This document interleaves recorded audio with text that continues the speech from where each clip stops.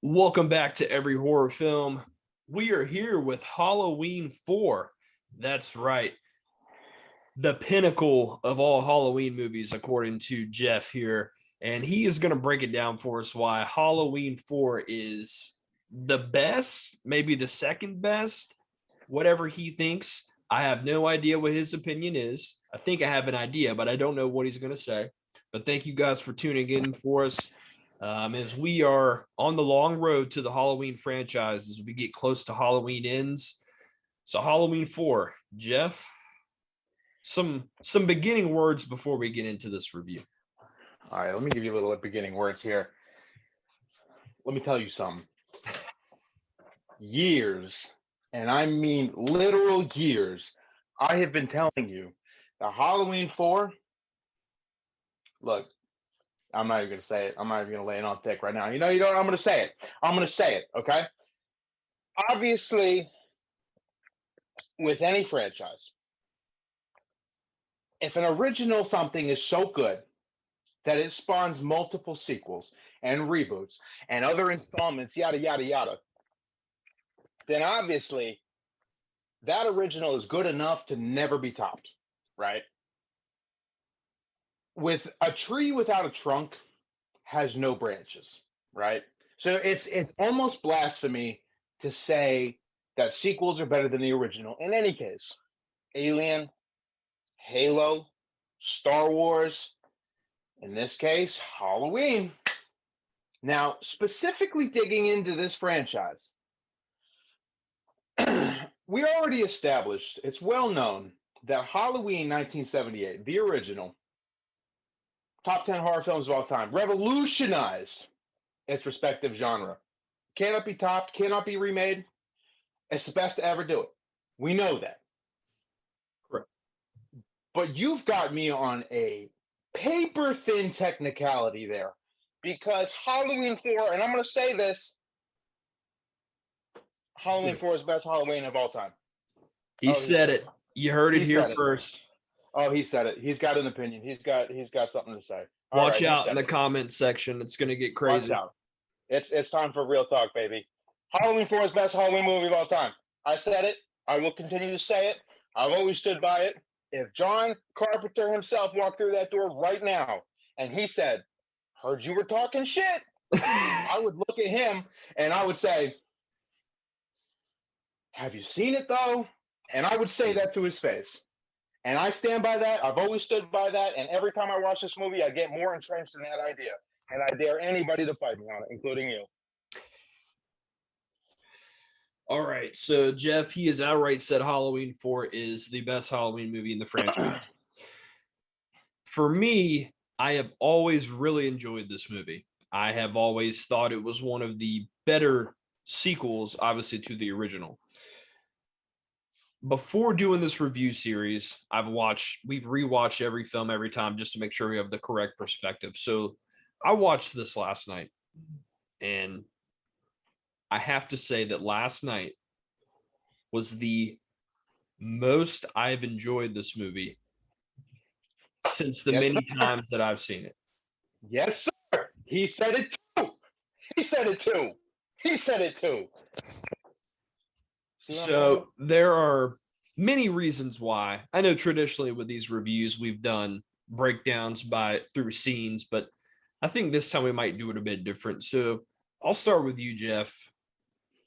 Give me a couple reasons why, in your opinion, that Halloween 4 is the superior Halloween film. So look, if you've got this far in our reviews, you've obviously seen these movies. If you're watching this review, I'm going to assume that you've seen this. So I'm not going to give you a play-by-play of the movie like we did with the other ones.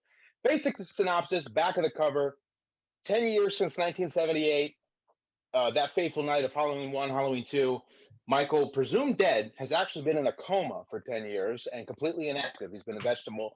He's been imprisoned. There's been nothing going on, right? As they're transporting him one fateful night, October 31st, 1988, 10 years after the original incident, he overhears the paramedics talk about how he has next of kin. Obviously, with Halloween 2, we know that Laurie Strode is his sister. Off screen between Halloween 2 and Halloween 4, Laurie Strode has died in a car accident. And his only living relative is now this 7-year-old niece, Jamie, played by Danielle Harris, her first introductory role. As soon as he hears that he's got a niece, immediately snaps out of a coma, wakes up, and starts brutalizing the town. This dude's on more of a mission than he's ever been on in his life. So I think you get the gist of where it goes from there. So Correct. here's the mistake that a lot of people make. They lump Halloween 4 in with all the terrible sequels that this franchise is known for. They lump it in with the 5, the 6, the Resurrection, the H2O. They lump it in with all that. Here's how you need to look at it. Okay, we already know Halloween 3, Season of the Witch, is its own thing, anthology, yada yada, not related. Here's what you need to do. You need to watch Halloween, Halloween 2, and Halloween 4, The Return of Michael Myers, as a trilogy. Start to finish, that's the trilogy. Nothing else, nothing before, nothing between. That's the trilogy. That's how you need to watch this. When you do, you're going to realize that not only did Halloween 4 take everything that made the original magic and memorable, but it brought it back and cranked it up to 11. I swear to you, everything that was good about the original is not only present in this one, but better in this one. There's obviously gripes online. It's blasphemy to say that the original is not the best. Obviously, it pioneered the way. And obviously, Halloween 4 is not a perfect movie. Nothing is. But it's still the best in the franchise for many reasons. Now, I know that you understand some of these gripes about this movie. And what is the most famous gripe about this movie? The most famous gripe about this film is the mask sucks. I will Yup. I will counter, well, I won't say I'll counter, I will add on to that a counterpoint of not only does the mask suck in this film, but George P. Wilbur, who plays Michael in this film, his movements, his mechanics, the way he is as Michael, the way he looks is bad in this movie.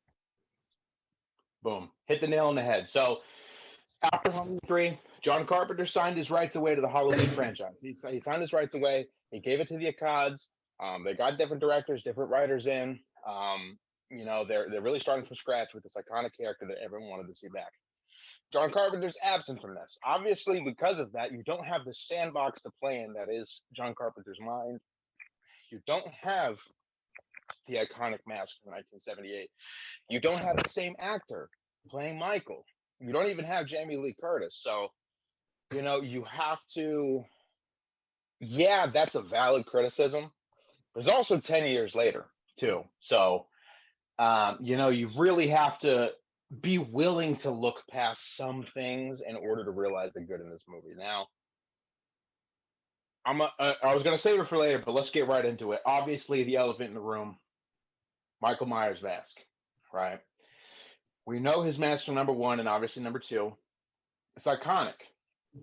It's the William Shatner mask with bigger eye holes and brown hair.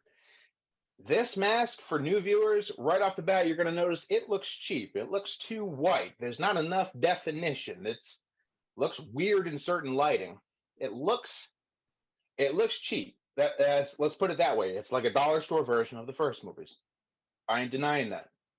I ain't denying that at all.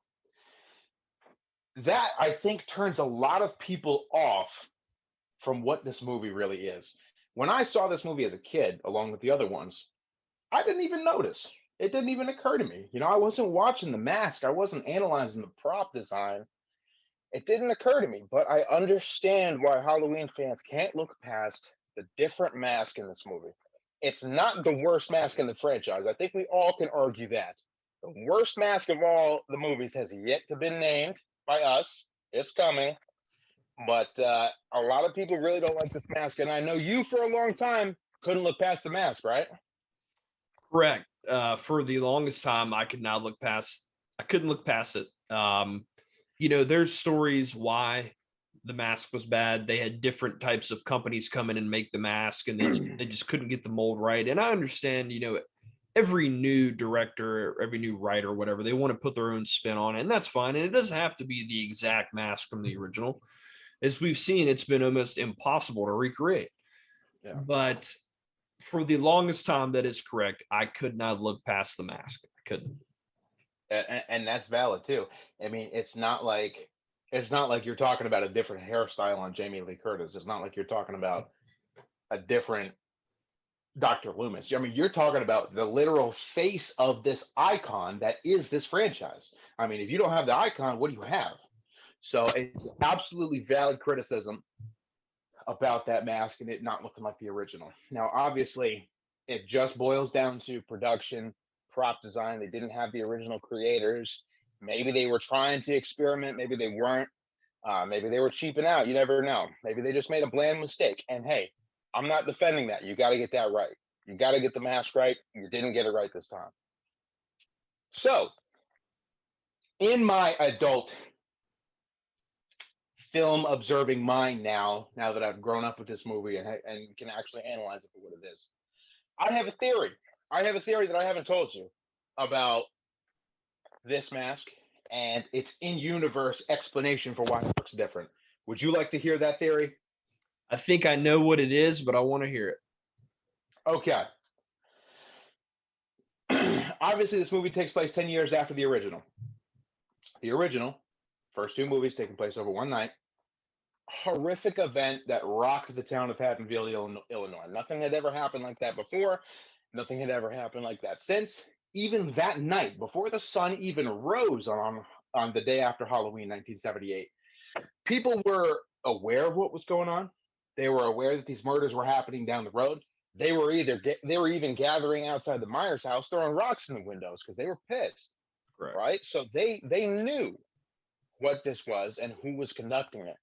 Even in Halloween 2, innocent little Ben Tramer wearing the same Halloween mask that was donned by this horrific criminal was killed for no reason other than he fit the bill, right?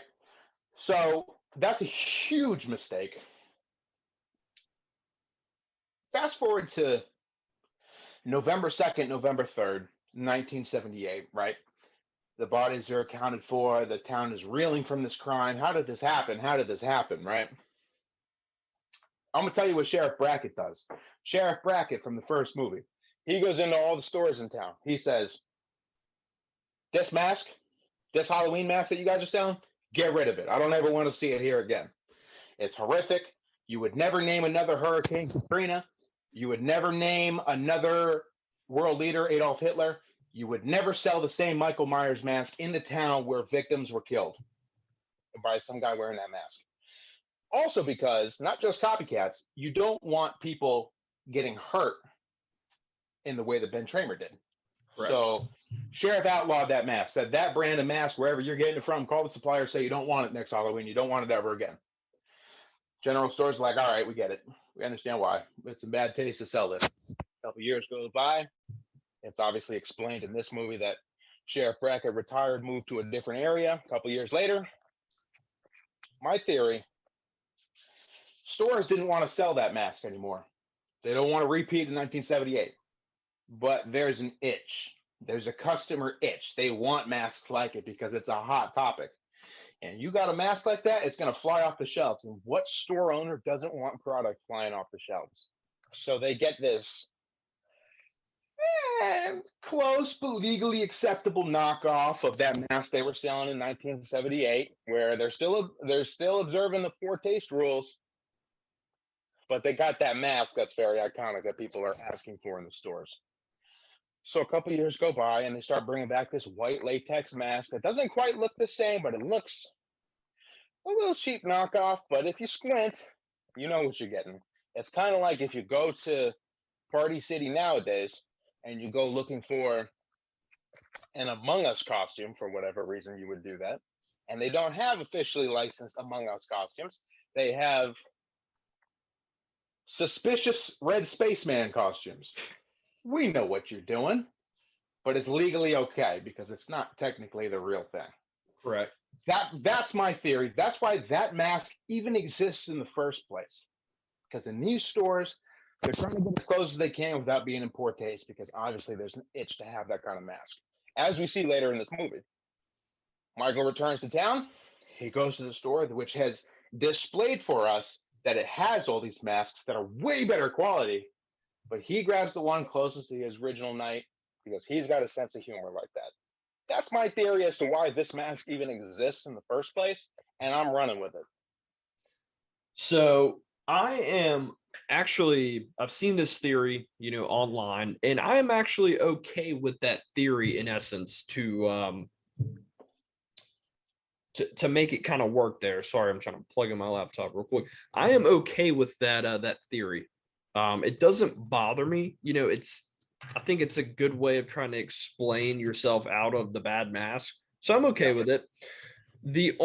And when I watched this film last night, the one thing that I was able to actually look past for the first time in a long time was the mask, because for a long time I wasn't. It just was so bad I couldn't get behind it. However, I was able to get past it. And there are certain shots in this film where it's lit correctly and it's angled and it actually looks solid. I will give it that. For the first time I watched it and I saw there's certain shots like where he's in Jamie's bedroom for the first time when she's having the bad dream. When he comes up from the bed, that's a good shot.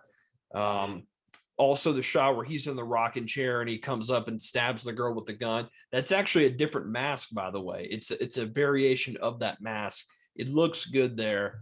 So there's certain shots that really make it work. However, I can get behind, I can get past the mask. The one thing I cannot get behind, and I'm with you, if they fix this, if this was a different actor and a different way of playing it, this would be number one, maybe for me, or definitely even number two. But the scene where Michael at the very end gets shot down the mine shaft, and he does these movements where he's like, but he looks like I don't know how to explain it. It's just the movements there. I just don't understand how there was no one on set that was like, dude, that was so bad. Yeah, very overacting, very fast and I mean, 80s camp death. I get it wasn't the same character or the same actor playing the role. That's fine. But it just was so hammy, man. And the fact that they actually made Michael George P. Wilbur, the actor, they made him, which it should have been Tom Tucker playing this role if you've seen Family Guy. However, if I understand that they actually put shoulder pads on him to kind of beef him up some. And they did that because it's the 80s, they're trying to compete with slasher craze, like of Jason, the bigger, hulkier characters, which, okay, I can even get behind that. But just the movement, if the movements were just a little smoother, more like Nick Castle and just even Dick Warlock, if they were like that, I could be okay with the mask, because there are certain shots where the mask, it's so bad, it's good in a way. It works. But I can't get behind the stiff movements and every time I see it, I get frustrated. Yeah, and I'm so glad you point that out, because it wasn't until I rewatched it for this review, and I've seen it like 100 times. It wasn't until I watched it, I was like, who's playing the shape? Who's behind the mask? George P. Wilbur. Knock it off. I did not like the way he was moving. You're absolutely right. I don't think he was good casting. Even if you couldn't get Nick Castle, my gripe with this movie, and it's a new gripe I hadn't had previously, not just the movements, but the body type. George P. Wilbur is not a physically intimidating guy, and Nick Castle wasn't really either. But it bothers me when Michael Myers is shorter than his victims. It might seem nitpicky, but when he was at the power station and he killed the electrical worker and cut off all the power grid, Yeah. dude, he was like 5'9", and the electric worker was like 6'4". Like, it wasn't believable that he picked him up and threw him like that. So one thing that Rob Zombie got really right was making Michael Myers this very large, physically intimidating person. So I'm kind of like that. I mean, George P. Wilbur is very obviously and they didn't even try to hide it. Very obviously, shorter than me. Takes me out of it a little bit. Doesn't really add to the scare factor. The latest Halloween installments with 18 and kills, and even Nick Castle in 78, like big enough to be believable that he's a threat, But George P. Wilbur is probably, and I haven't looked this up, probably the shortest actor to ever put the mask on, and that really does not do the character justice. So I don't like. Basically, any gripe with this movie comes back to you built up a really great world, but who's the star here? Michael Myers. Get him right. So, yeah, I see what you mean with the movements and the shoulder pads. I don't know. I would have casted someone bigger for Michael Myers for sure. Yeah, and I agree. And to be honest with you, that's really my only major gripe with this film is, the mask and the movements. And this time I was able to get past the mask. I just couldn't get past the movement. So I guess it was a better experience. So that's my only real, gripe with this film. I've heard other people say it's just basically they played it safe and they went with basically a retelling of the original where this guy escapes and he kills people and stuff like that. I mean, yeah, but they do it in a way where it's effective. We have good characters, we have good dialogue, we have good storytelling, and there's a lot of good scenes in the film, and it doesn't really come all across to me as they played it safe. Like, yes, they went with the source material, but they did it well. It wasn't like, oh, they're just trying to rip off the original. They did it in a way that it felt like they were making their own story. So I don't have that gripe with this film. Yeah, it seems like everyone online is of the same opinion. If you take away the appearance of Michael Myers, I don't really see a lot of other gripes with that. Maybe the playing it safe route, but even then, I mean, look, in terms of Halloween sequels, it's all downhill from here. Like the more you add, the more it takes away from the magic of it. What is Halloween 1978? It's a guy who comes to town and kills people. It's simple, it's beautiful. Correct. The more you do, the more convoluted it is. So I'm glad they kept it simple. I'm glad there was no mystical cults or anything in this movie. You know what I mean? So I don't know. What do you want at this point? Like that's the real curse of Michael Myers, no pun intended. I mean, you either keep it simple and it's not enough, or you do too much and it's just too much. Right. And so I don't know. I feel like it's obviously the best sequel because it's the most in line with the first one. And like I said, it takes everything from the first one and makes it way better. I mean, now, one thing that I knew right off the bat when I was like 7 years old watching this, dude, of all 13 Halloween movies, this one feels the most like the holiday Halloween. I get the feeling of the cold October 31st night. That opening sequence where there's no score and it's just a really kind of dimly lit with the happy childish Halloween decorations with just the wind blowing, like that's widely praised for being super like tone setting and atmospheric, and I love it. Like as soon as I watch that, I'm like, yeah, it's Halloween night, baby. That's what I get from that movie. I It's would the most agree. Halloween. I would agree. I think this film, better than any film in the franchise, does the best at making it feel like it's Halloween. Like you're watching this, like, oh, it's definitely Halloween. Yeah. There's the atmosphere, and like I said, the opening credits. I love it every time. Most times on a movie, I don't really care about the opening credits, but at this point, I care. I like there's no sound. It's just the wind blowing in the background, and it's just this fall day in the Midwest where the sun's setting. It works perfect. Um, and multiple times throughout this film, you run into kids trick or treating. You see Mhm. pumpkins everywhere, and it's just the way that it's lit at night, and it just feels cold, and it just Like feels fall. like it's Halloween. It feels like it's fall. They did a good job with that. A lot of times Mhm. people say, "Oh, it happened on Halloween night." Yes, I understand in the original they had a very shoestring budget, so they couldn't really pull off more of the atmospheric stuff. for what they did is great, but with a budget like this that they had here and the attention to detail, they really did they really did a great job in terms of getting the tone and the atmosphere right in this film. I will give them that. For sure, for sure. They could have just been overindulgent and just slapped the original theme song on the opening credits to let you know, like, oh, Michael's back. You guys asked for it, but they didn't do that, and that is a creative decision that I love to death. They could have really milked it, but I just don't get the feeling that they did. Correct. And to kind of go back just a little bit, I've seen a lot of praise for what I'm about to say over the past couple years that I never really thought about until I watched the film more and I researched it.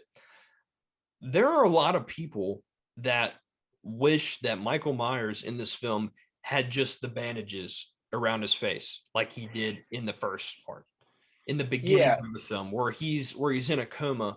And for the first, quarter of the film where he goes to the gas station and gets a suit and all that stuff, he still has it on and Loomis sees him. The more and more I look at that, the more I don't know if I could go a whole film with that, but I do like that look a lot. It every time I see it, I like it more. yeah, I saw that theory for the first time not long ago, and I had never considered that. Like the first act when he gets in the mechanic shop, he's got the coma bandages around his face, but it's still the black eye holes. Right. I'd never considered that, but thinking about it, I think it would have been okay if we went the first two acts like with the bandaged mask, with the bandages, and then like in the third act, like he finds his original mask or a knockoff in this case, and really like suits up. Like I think that would have been an energizing sequence for sure.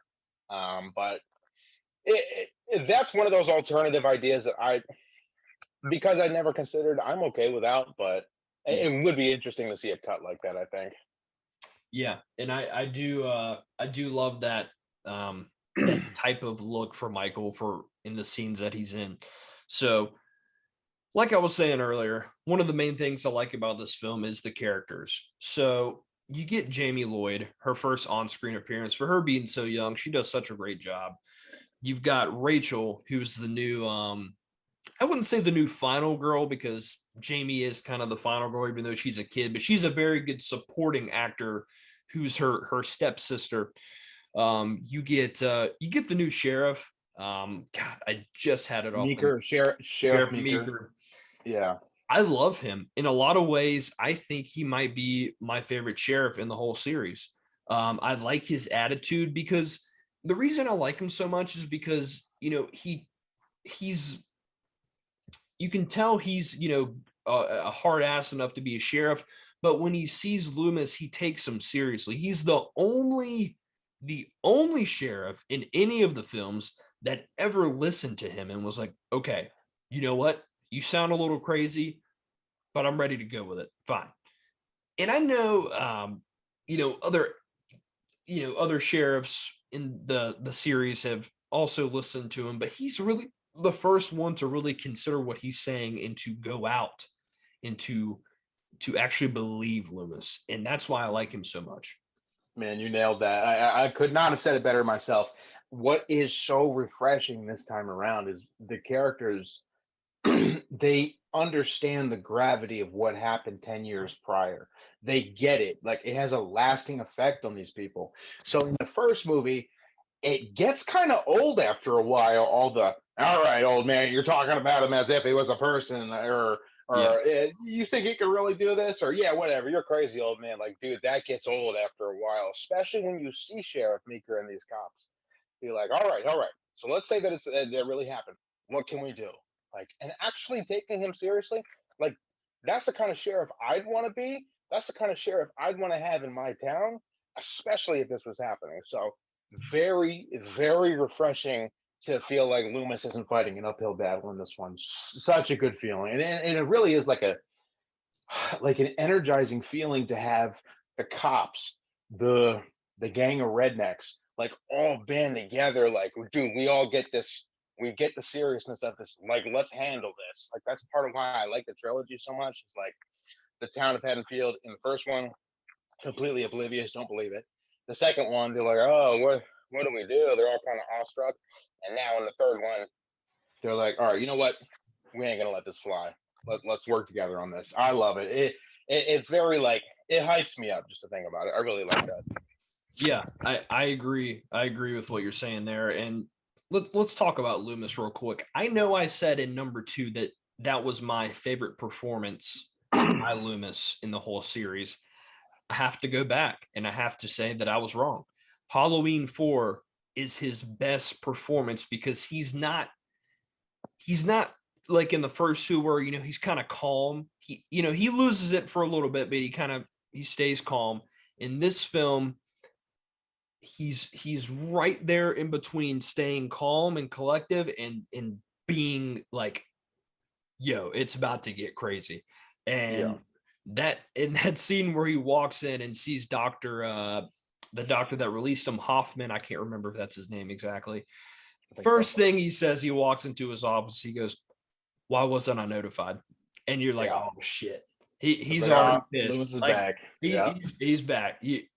Every time he's on screen in this movie, he's delivering some dialogue and some exposition and he's not doing the whole like he's evil on this, he's the blackest eyes. Like, that stuff's fine, but this just feels more grounded and centered. And I love, when he gets to the police station and at first they kind of don't take him serious. And he's like, don't see what I look like. He's like, I tell you, he is in this town tonight, sheriff. Yeah. And they're like, okay. Like his performance, Donald Pleasance, he A+ in this film. I haven't seen all of Donald Pleasance's films, but I would venture to say that this might be his best performed. It's so good for the reasons you just mentioned. Like, yeah, Halloween 2, they kind of cranked the knob up on his crazy end of the world speeches, like to really kind of pad the runtime a little bit. But this one, like, he's hardened. Like, you can count on him. He knows what he's talking about. He's been around the block and he's got the scars to show it. Like, this dude, the performance from Donald Pleasance in this movie, he's the star of this movie. Loomis is the star of this movie, in my opinion. Every time he's on screen, my eyes are glued to it, right? So my favorite moment of this whole movie, it could be, the ending. But my favorite acted moment from Donald Pleasance in this movie is when the ambulance crashes and the doctor gets a call that the ambulance crashed. And Loomis is standing there talking to him. And he's watching the doctor pick up the phone. He's watching the doctor's facial expression change. And Loomis knows word for word what is being said on that phone. He knows without a doubt. And before the doctor even has a chance to explain, Donald Pleasance does this 1/2 a second micro expression that solidifies the whole movie for me. He goes, he kind of smirks, like in a I knew it, I told you so kind of way, but also like in a sadistic, like, glutton for pain. Yep, here we go, like that kind of thing. So there was layers to that, and it was not overacted at all. It's super subtle and very, very emotionally storytelling without words. So good. I can't get enough of Donald Pleasance in this movie. Correct. And I know that exact scene, and I that's a great one. He just gives him that look. He's like, I told you. He smirks and walks out the door. He's like, He turns around, doesn't even say anything. He's like, where are you going? He's like, I'm gonna find him. So I love that part. And we kind of get into the part where Loomis leaves the scene. He's on the way to Haddonfield, and he stops at the gas station.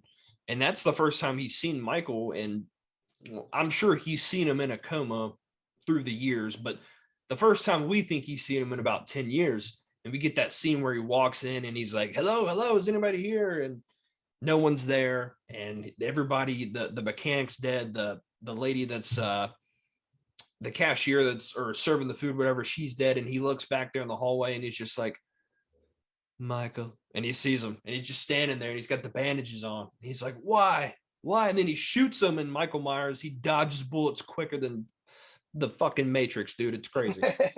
Yeah, he keeps it calm. He's like, yeah, I knew I'd find you here. And he's like, just take me, leave those people alone. Like, tries to sacrifice himself with nobody watching. Like, that's a true hero. Like he goes to sacrifice his life without other people seeing it and validating what he's doing. So he's like, just take me, leave those people alone. Like he's so pure, and he's the hero, man. Like there's no way around it. Yeah, absolutely. And just a quick gripe that I had, and it's not a gripe, it's just a small nitpick. I don't care. But, and I could be wrong in saying this, maybe you see something that I don't, but every time I've seen this film, in the part where the mechanic is underneath the car and he's like, hey, will you get me a screw or whatever? And he comes out, and then Michael has like this javelin or whatever. It looks like he stabs him through the body with it. Yeah, I Now, don't remember. Yeah. if I'm correct, if he was to stab him through the body while he's wearing these coveralls, when Michael puts the coveralls on, there is no stab wound. Because I thought, well, maybe he stabbed him like in the upper chest or the face, but then you see the scene where Loomis runs into him and he's chained up. There's no stab wounds on his neck or his face. He's just been chained up, so that he had to get stabbed in the body. Yeah, it's and that's obviously a continuity error plot hole there. I think that plot hole is a little more feasible than the end of Halloween 2, him getting shot through the eye holes and bleeding Yes. through his forehead, and then in this iteration he's just can see. So I think that's a little more believable. I think they completely forgot about where they shot him in the end of the second one. So I hadn't even thought about the injury to the mechanic until you said something. So just goes to show how easy it is to overlook. It's a small thing. It doesn't matter. I just always kind of found that interesting. So yes, Loomis is great in this film. We got to talk about Jamie, for her being, I don't know how old she was on this, 7, 8 years old, something like that. I mean, she was young. She does a great job in this film. A lot of times kid actors are just horrible in films. Not in this movie. She did a great job. And for her to be that young and to go through the physical challenges and the seeing all that stuff mentally, she's 7, 8 years old and she's on a scary movie set, that how that might affect a kid, you're not sure, but she did a good job. And as her, she does a really believable job as being upset that she's a part of this adopted family. She doesn't feel accepted. She doesn't feel accepted by her classmates at school. They're always picking on her, saying, "Oh, your uncle's the boogeyman." Throughout this movie, she has a good arc where she goes from being kind of a little kid that gets upset about stuff to kind of defending herself in a way, and being tough enough to handle this adult situation. Obviously, we'll talk about the ending near the end, but I think she does a good job in this film, and in 5 she does a good job, even though 5 is not close to 4. Yeah, so this was Daniel's first role. And to be, I'm sure she wasn't 7. Her character was 7, but I'm sure she was like 9 when they filmed this. I don't know how old she was, but yeah, to really nail it this time around, and to really act like she's one of the better child actors for sure of the last couple decades. I met her back in 2008. I don't know how old she was then. She's probably like 30 something then, but I met her back in 2008. Man, she is super nice, and she's tiny, dude. She's a tiny person, and she in this movie, the strongest part of this movie for me is the characters other than Michael, which is crazy to me because every other movie, including the original, the characters are a little one-dimensional. Let's be completely honest here. What did the babysitters want to do in the original? They wanted to bone, and they got killed, right? What did Jamie want to, or what did Laurie Strode want to do? She wanted to run away and also bone, but she couldn't get there yet. There wasn't much going on there in terms of development. This movie, the side characters, like you actually, for the first and last time, care about them. Like you want to know where they're going. Like you got Jamie, who is by no fault of her own getting bullied at school because her uncle she's never even met is the serial killer. and she's haunted by a man she's never even seen before. You have Rachel, the foster sister, who's trying so hard to lead a normal life, but is forced to be this third parent to this kid who's not even her blood relative, with these parents who are pretty, distant. You know, you got Brady, the love interest, who's you want him to be a nice guy for Rachel, but it turns out he's kind of the sleaze. But he redeems himself at the end. You got Sheriff Meeker, who it takes it seriously from the get go, and is just always, calm and collected. You just got these side characters and these plot lines that when they merge together at the end, you actually feel satisfied that they did something. Like, I wasn't bored when it was just Rachel and Brady, or Rachel and her friend, or Jamie and someone on screen. Like, I didn't need the constant thrill of Michael Myers to be into the story and into the characters. And that is so hard because I don't remember the last time I saw a horror sequel where the side characters and the new characters were actually interesting. But these people have good arcs. Rachel goes from the reluctant third parent to the guardian of Jamie. It's just really strong, and the characters all around. There's not a bad one, honestly. Yeah, I agree 100%. They do a great job with the characters in the movie, and you care about all of them. You have a you don't just want to see them get killed. You don't care that they're just having sex or whatever. Like, you care about them. Right. So, and that's something that you don't get in a lot of sequels. Nonetheless, a lot of horror movies in general. So that is another strong reason why Halloween 4 is considered one of the best. I actually saw this on Reddit somewhere when I was reading online. This is just a quick tidbit that the reason that this specific person liked Michael in this film is that you see him doing stuff that you wouldn't normally see him doing. Like, you have the scene where he's in the back of the cop car and you see his hands and he's in the back and he's planning. He's like, I'm gonna hide in the back of this car and they're gonna take me over here. You see him like rocking in this rocking chair, just playing this part with this gun. You see him doing these things that you don't see him do in the other films. You just kind of see him stalk and then kill people. You see him like function how he does stuff, and I think that's a really cool way to look at it. Yeah, that's a very underappreciated aspect of this movie. I mean, in the original, like his first time getting out ever, he was like 21, 23, whatever he was. It was his first time tasting blood, so he was messy with it. He didn't know what he was doing. He was leaving a trail. He was being seen. This time around, like, he's on a mission. Like, he's gonna finish this off. He's gonna kill Jamie. He is strategic with it. He's had time to think. Who knows what was going on in his brain during that coma?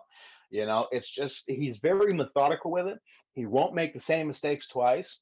He plays with his victims. He's just a thinker this time around, and he's more than just the shape. He is a killer, and he's a Yeah, determined killer at that. He's not just firing on all cylinders. So I like that. And I think that's part of the reason why the brother sister niece connection works, is because if you can laser focus someone like Michael Myers in a specific direction, like, I think that's way more intense than just spreading the evil. So, but yeah, that's just me. He's very methodical, very strategic, and very, very cunning in this movie for sure. absolutely. I agree. I want to talk about I'm going to call them the Haddonfield Hillbillies in this Yeah, there movie. you go. It is they try to pull this off somewhat in Halloween Kills, not to this level of characters, but these guys in this movie, like, they make me laugh. It's so funny. Yeah. They do such a good job where they're just sitting there in the bar and they see the TV and it's like, all businesses need to be shut down, go home. He's like, I ain't shut down without a good reason. He calls the police station. He's like, okay, we got to go there. Everybody's like, why? He's like, police station phone just never rings. We got to go. So they'll hop in their trucks and they're showing up. And I love the scene where they show up to either the police station after Meeker and Loomis go, and they see he had already been there. Michael had already been there and just messed everybody up. There's blood and shit everywhere. And then he goes, we're going to take care of this. And Meeker's like, no, you're not. He's like, we're not having a repeat of 10 years ago. And then they're like, well, who do you think it is? Michael Myers? And Loomis is like, yes, it's Michael. They're like, all right, we're off. And they hop in their trucks. They got their guns. And then Meeker looks at Loomis. He's like, look what you've done. He's like, you don't have a police force. Yeah, this is super dope, man. And I feel like part of the creators wanted them to be in there for comedic relief. Like, look at these dumb rednecks. But like, when you're a civilian in a town like that, like these guys are tough, man. Like that's dope. Like there's a character in this movie for everyone to identify with, whether you identify with the third parent Rachel, or you identify with the redeemed sleaze Brady, or you identify with the rednecks who, like want to take justice into their own hands, as effective as it may not be. So they were great. I really like the mob aspect of this, especially when there's no police force, like Loomis said. And yeah, they make mistakes, and yeah, they're sloppy, and yeah, they're kind of goofballs, but that's this idea of the town banding together is such a good theme for this movie, especially when you think about it as a trilogy. They tried so hard to recapture that in Halloween Kills, and we'll talk about it during the Halloween Kills review. Don't you worry.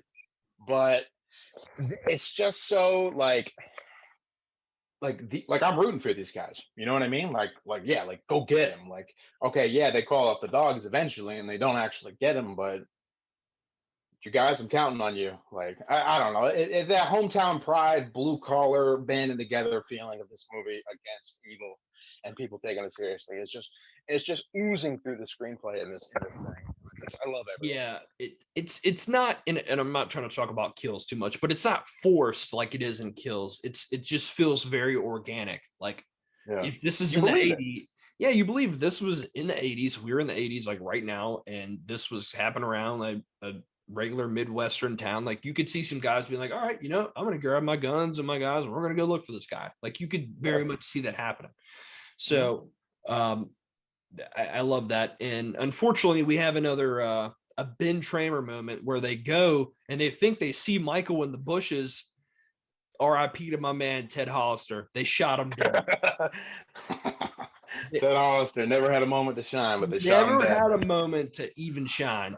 He walks up, he's like, that's not Michael, that's Ted Hollister. He's like, you said you saw Myers, you son of a bitch. Just out here killing innocent people, man. What is it with Haddonfield? Yeah, and that's another good testament to, just like, yeah, you guys might have the best intentions in mind, but like, you don't know what you're getting into. You can make a mistake. You could make the situation worse by getting involved. Obviously, doing nothing, the situation is going to be bad, but you can make the situation worse, and innocents can get killed. And maybe that's just part of Michael's strategic, luck. Maybe it's just, people will get caught in the crossfire in good versus evil, and that's just, as comedic as it might be, as impactful as it may or may not be. It's just what's going to happen, and you feel it. It's the whole small town pride thing. It could happen in our town. People could band together and think they got the guy, and someone could end up getting hurt to prove Meeker's point while also proving Loomis's point. So I don't know. I'm happy with it. I like it a lot. Yeah, and the Ben Tramer and Halloween 202, obviously. But yeah, it's just really good storytelling to me. Honestly, it really is. Yeah, absolutely. And then just to touch on a couple other characters, we have Kelly Meeker, who's Sheriff Meeker's daughter, and she's kind of the hot lust like interest in the whole town. And then Brady, side piece. Yep, pretty much. And Brady ends up getting his date canceled with Rachel because she has to watch Jamie. And then he's like, well, screw this, I'm gonna go hook up with this girl. And that's kind of where you get I thought Brady was a good guy, maybe he's not. And then, they all end up in the house together and they're boarding each other up, and they're like, okay, we all got to stick together and fight this character, fight this evil. And then, that doesn't really go anywhere. And then, but we do get one of the best kills, which I mentioned earlier in the whole franchise, in my opinion, where Michael with a gun, he doesn't shoot the gun. No, he uses it to stab somebody right through the freaking middle. Up through a door. I love that scene. Yeah. It's a That's great kill. such a good kill. That's my second favorite kill, second only to the first kill of the movie where he shoves his thumb through the guy's skull. That's my favorite. But the stabbing with the shotgun, it's just even more storytelling where it's like, yeah, Michael could use this gun to just shoot people. But nah, he's just gonna stab you with it because he's more hardcore than that. So it's awesome. Like, who would ever think to get stabbed with the barrel of a gun? You know, Yeah. like you can get your head accidentally blown off, but what are the odds of getting impaled by the barrel and hanging on the door? It's awesome. Yeah. And then we get the scene where, he kills Brady by pretty much snapping his face and neck in half. Yeah. And you feel bad for Brady because he's a good guy. He what he did was wrong, yeah. And then at the end he tries to kind of save him, but he's also an idiot at the same time by just standing in one place and trying to load the shotgun because Michael's walking at even slower than a snail's pace at this point. And he's just like, oh, I gotta load the gun. I gotta load the gun. It's like, man, you could be running up the stairs, load the gun, and he just is like, okay, never mind. I'll just use it to hit him. And yeah, you're not going to win a fight one-on-one Michael Myers. And he just picks him up and just cracks him and he's dead. Yeah, and the death of Kelly and Brady is a nice little callback to the 70s 80s slasher trope of the the sexually active teenagers are the ones that get killed and the virgin isn't. That's a nice little callback to that because they were obviously doing their thing on the side against Rachel. So they got their slasher justice, but at least Brady tried to defend Rachel at the end of it. So it's more lessons than just getting caught in the crossfire, honestly. Correct. So as the movie goes on, we get this one scene. I want to get your opinion on it for the reason that we talked about at the beginning. Is Loomis ends up finding Jamie kind of on the street. He's like, what are you doing here? And they end up going to the schoolhouse to kind of, I think they want to sound the alarm off so the cops will know they're there and try to help them. And we get this, it's very quick, it's very brief. And we get this scene where Michael pops out of nowhere and he has basically the original William Shatner mask on with no paint and hair. It's like pink hair and a white face. It's very quick. I've watched multiple interviews. I've seen documentaries. I've seen multiple takes. From my understanding, whatever reason they had this mask sitting around, I guess they were using it as an extra. They hadn't fixed it up yet. It didn't get painted right. There was a lot of issues on set with the mask about why they didn't get it right. But in this particular set, the mask wasn't ready to be used yet. And for some reason, George P. Wilbur or whoever the actor was in this particular scene put on that mask, got on the set, filmed the scene, ended the scene, walked off the set, and no one noticed. No one noticed. Yeah, How did that happen? I can come up with theories to defend the creative decision as to why the mask doesn't match the original mask, but cut and dry, the story of this infamous pink and blonde hair mask is just a mistake. It's a prop mistake. Now, I was reading about it, and no one has a real good interview from behind the scenes about this, but what I can tell is the prop department or whoever made the mask or whoever was commissioned to make the mask, like they got a case of these masks, right? Because you don't just have one mask for production, you have like 6 or 7. And the reason the white mask, looks so white and so not detailed is because they would get the mask and immediately they would get it where it was flesh colored and blonde hair. And to recreate the homemade feeling of it, they would, while they were not shooting, they would spray paint the mask white and spray paint the hair brown. And that's why it looks so freshly painted in the whole movie. So really, why they had a non-white mask laying around in a case, I can only guess it's because whatever props they didn't use for the shoot, they were going to return and get a refund or some kind of tax break on it or something like that. I'm sure there was a financial reason why they didn't paint all the masks in the case. But it's a dark scene at night in an unlit school. The only lights are the atmospheric blue lights outside the windows. I'm sure it was dark. I'm sure it was the end of the day and they were tired. they were shooting on film back then. It would have been too costly to reshoot the whole scene because they were breaking windows and they were shooting on film. So they tried to remove as much of it as they could in editing without cutting the whole scene. And that's why you only have one attack from Michael in the school. I'm sure they shot more of like him walking down the hallway and stuff like that. But I think once they realized in post that they had a pink mask on, they tried to cut as much as they could. But honestly, they couldn't cut it out without having a gap in the story. So yeah, they made a mistake, which is fine because the movie is good film anyway. But I just think it's so funny how he walked on set, filmed the whole scene, and then walked off, and no one was like, "Hey, you see that guy?" Yeah, it's like, hey, wait a minute. Yeah, it's just it's a mistake. It's a blink and you'll miss it scene. But of course, in the internet and the age of rewind and replays, it'll go down in infamy, of course. But I looked past it as a kid. On my first viewing, I didn't even notice it. So I think most people can look past it if they really wanted to. Right.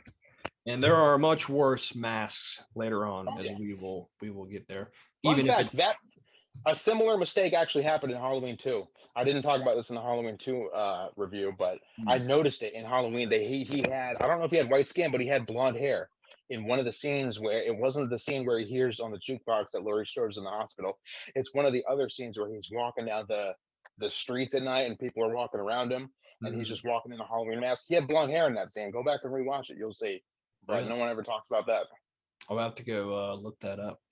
Uh, So kind of getting to the end here, we get the ending scene where essentially the hillbillies have Rachel and Jamie, and they're taking them out of Haddonfield, taking them away from trouble.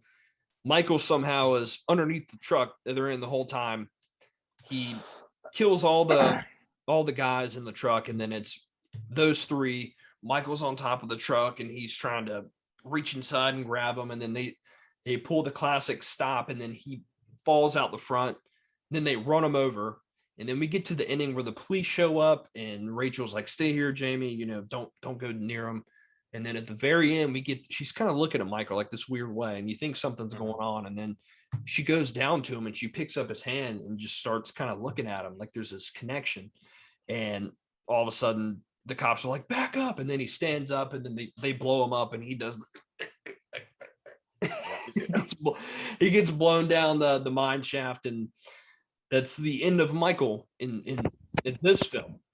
So then we get back to the house with her parents, and it's okay, everything's fine. He's the boogeyman's gone, blah blah blah. And then she's like, her stepmom's like, "I'm gonna go run you a bath," And then we get this scene recreated from the original. We see this POV where someone grabs a knife, they go up, and then starts stabbing her stepmom, and then we get the ending scene where Loomis goes up the stairs to see what's going on, and he gives that look, and it breaks your heart every time. Honestly, it makes you sad because you're like, he really cares about this girl, and he hates to see the fact that she has become the new Michael Myers. And then we get the shot where she's wearing the costume and she has the knife and she's doing the breathing, and he's like, no, and then he tries to shoot her, and then Meeker comes up and slaps the gun out of his hand, and everybody's on the staircase like, "What the hell happened?" And that's Halloween 4. Yeah, that ending. I can understand why it was a little controversial at times, but going back to my idea of watching it as a trilogy, I mean, what perfect way to bookend it than to end it the way you started with the kid, and the mask, and the POV, and the Correct.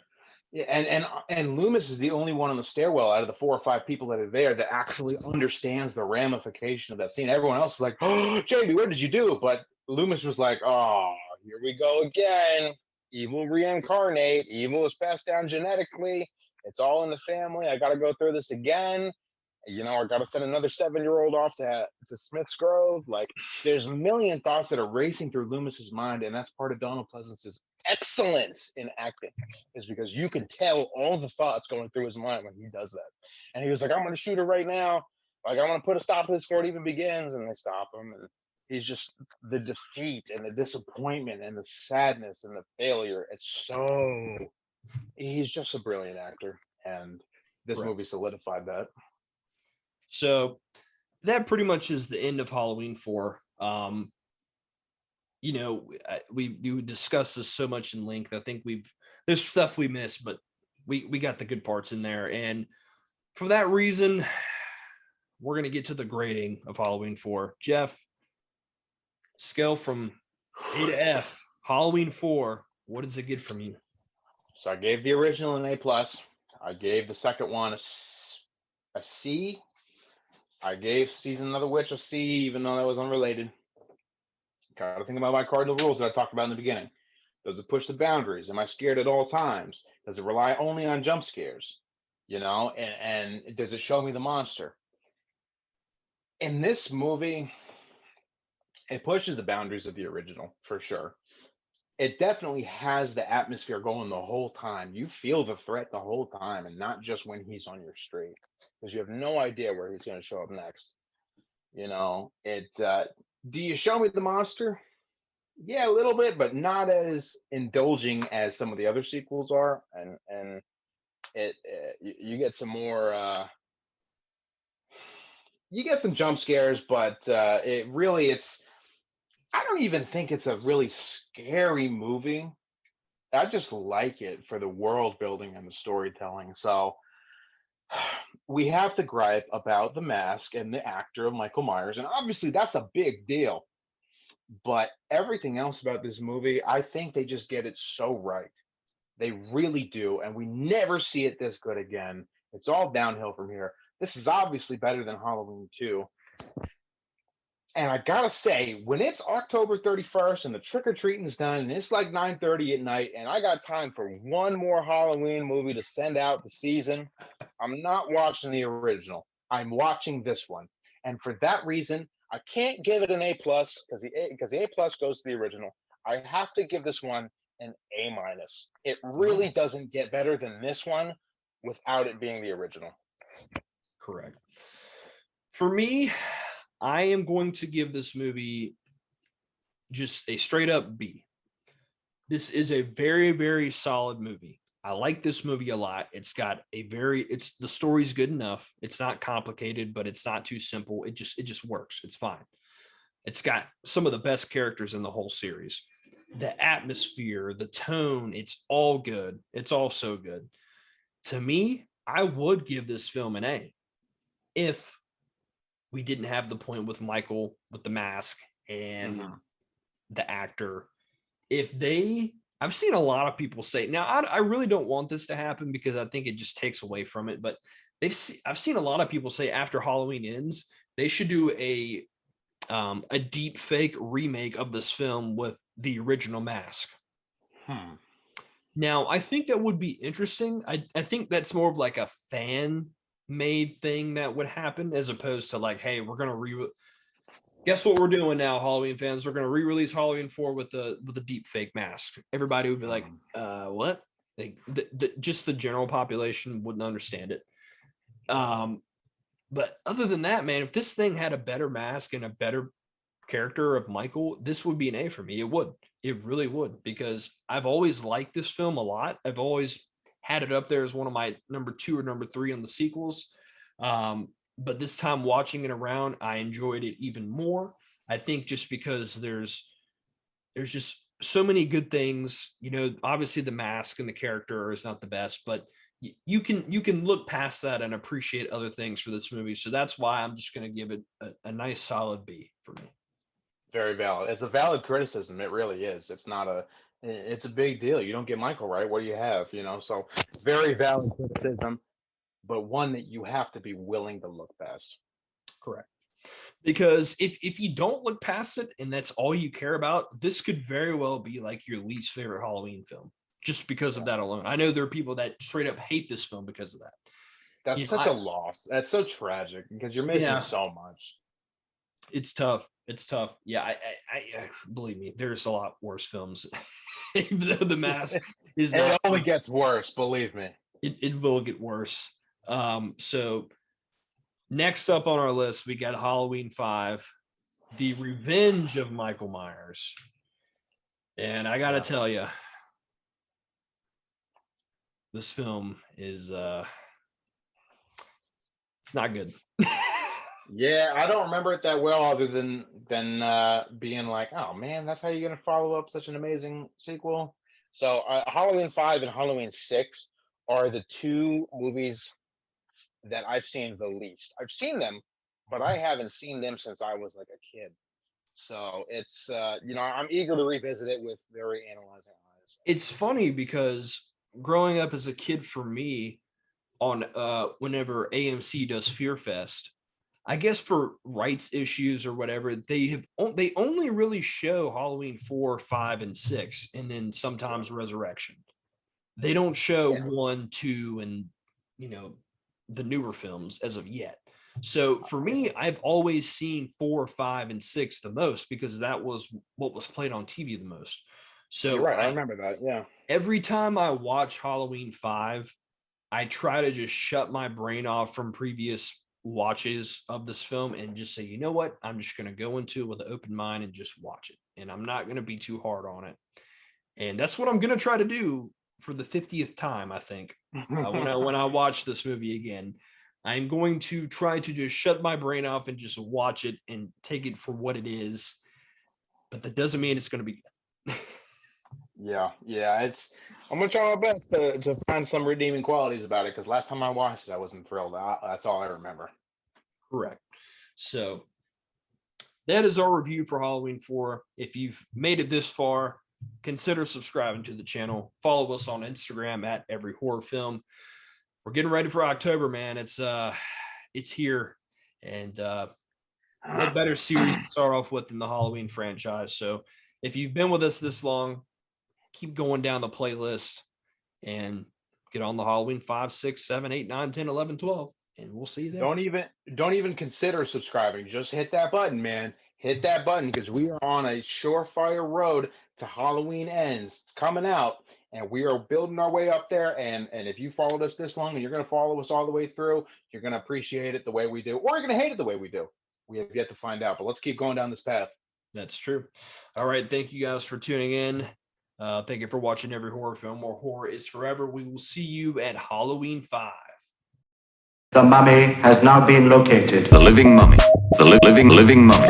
Bullets won't stop. Some creature out of time. It was horrible. It was horrible. He's completely out of control. I saw those bodies. Is he a man or a monster? You actually knew a werewolf in a peaceful town where nothing ever happened. It was horrible. It was horrible.